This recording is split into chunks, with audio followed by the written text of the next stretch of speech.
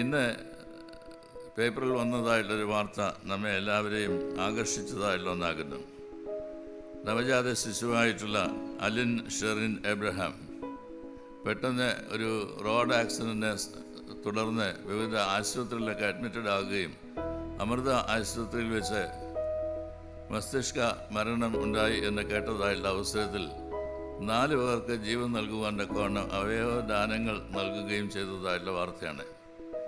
ദുഃഖാർത്ഥരായിട്ടുള്ള മാതാപിതാക്കളോടൊന്നിച്ച് അനുശോചനം ഈ മാരാമൻ്റെ പേരിൽ ഞാൻ അറിയിക്കുന്നു. അതേ അവസരത്തിൽ തന്നെ അവർക്കാവശ്യമായുള്ള ധൈര്യവും വിശ്വാസവും പ്രത്യാശകതയും നൽകി വഴി നിർത്തട്ടെ എന്ന് പ്രത്യേകമായിട്ട് പ്രാർത്ഥിക്കുകയും ചെയ്യുന്നു. എൻ്റെ ആവശ്യത്തേക്കാൾ വലിയ ആവശ്യമാണ് അവരെൻ്റെ ആവശ്യം എന്നത് മാരാമൻ കൺവെൻഷനിൽ സംബന്ധിക്കുന്നതായുള്ള എല്ലാവരും അറിഞ്ഞിരിക്കേണ്ടതായുള്ളൊരു വസ്തുതയാണ്. എൻ്റെ ആവശ്യത്തേക്കാൾ അവരെൻ്റെ ആവശ്യം വലുതാണ് എന്നത്.